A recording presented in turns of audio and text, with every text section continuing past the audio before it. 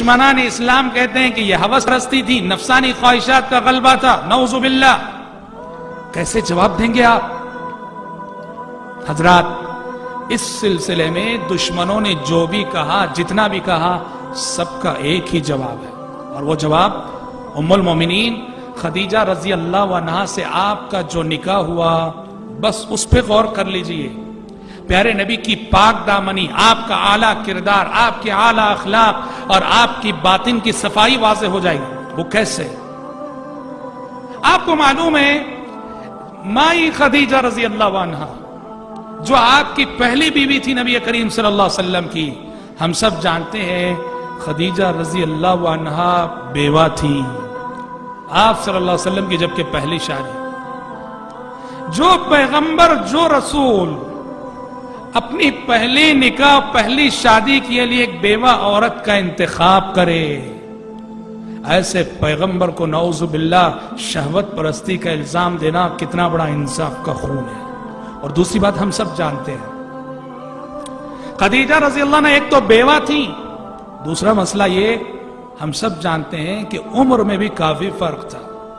نبی کریم صلی اللہ علیہ وسلم کی عمر 25 سال کی تھی اور خدیجہ رضی اللہ عنہ عمر میں آپ سے 15 سال بڑی تھی، وہ 40 سال کی تھی۔ اللہ اکبر۔ عموماً ہوتا یہ ہے کہ لڑکے کی عمر بڑی، لڑکی کی کم ہوتی ہے۔ یہاں پیارے نبی کا پہلا نکاح جس بیوہ خاتون سے ہو رہا ہے وہ عمر میں آپ سے 15 سال بڑی ہیں۔ اور سب سے اہم بات جو اس مسئلے میں وہ کیا ہے جانتے ہیں؟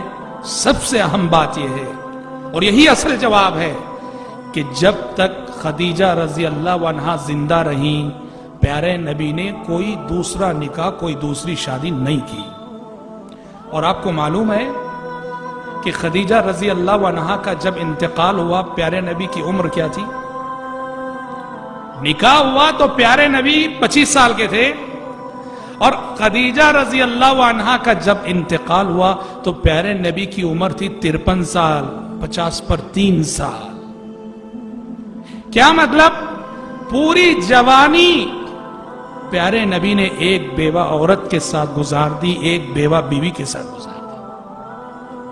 دیکھیے سبحان اللہ، پوری جوانی ہی تو ہوتی ہے، خواہشات کا مرحلہ، نفس کے غلبے کا جوانی ہوتی ہے۔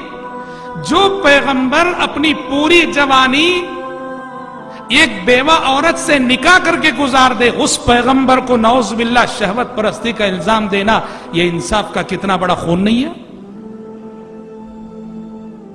اب سوال یہ پیدا ہوتا ہے، اگر 50 پر 3 سال تک پیارے نبی کی صرف ایک ہی بیوی تھی، تو باقی زندگی میں جو 10 شادیاں ہوئی وہ کیوں، اور اس کا پس منظر کیا؟ ہاں، یہ جاننے کی بات ہے۔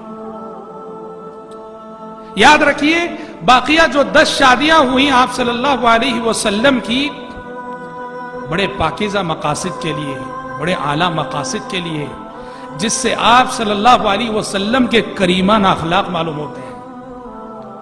3 یا 4 اہم مقاصد ہیں۔ 53 سال کے بعد جو آپ نے نکاح کیے، شادیاں کی، ان کے پیچھے بہت ہی عظیم مقاصد تھے۔ مجھے یاد پڑتا ہے سعودی عرب میں جامعہ اسلامیہ مدینہ منورہ میں جب میں پڑھ رہا تھا، ایک کتاب میں نے پڑھی تھی جو وزارت الشؤون الاسلامیہ سے چھپی تھی۔ اس کتاب میں ایک ڈیبیٹ ہوا تھا، ڈیبیٹ کی تفصیلات تھی، مناظرہ ہوا تھا مسلمانوں اور کرسچنوں کے درمیان، اور ڈیبیٹ کا ٹاپک یہی تھا پیارے نبی کی 11 شادیاں۔ اور اس ڈیبیٹ اور اس مناظرے کا رزلٹ یہ نکلا تھا کہ ڈیبیٹ اور مناظرے کے بعد جو کرسچن مناظر تھے وہ مسلمان ہو گئے تھے، پیارے نبی کی اعلیٰ اخلاق کے قائل ہو گئے تھے۔ کیونکہ جو شخص انصاف کے ساتھ دیکھے گا تو آپ صلی اللہ علیہ وسلم کی ان 11 شادیوں میں کہیں بھی نعوذ باللہ ثم نعوذ باللہ وہ شہوت کی بات، خواہشات کی بات کہیں نظر نہیں آئے گی۔ رب اشرح لي صدري ويسر لي أمري واحلل عقدة من لساني يفقه قولي رب اشرح لي صدري ويسر لي أمري واحلل عقدة من لساني يفقه قولي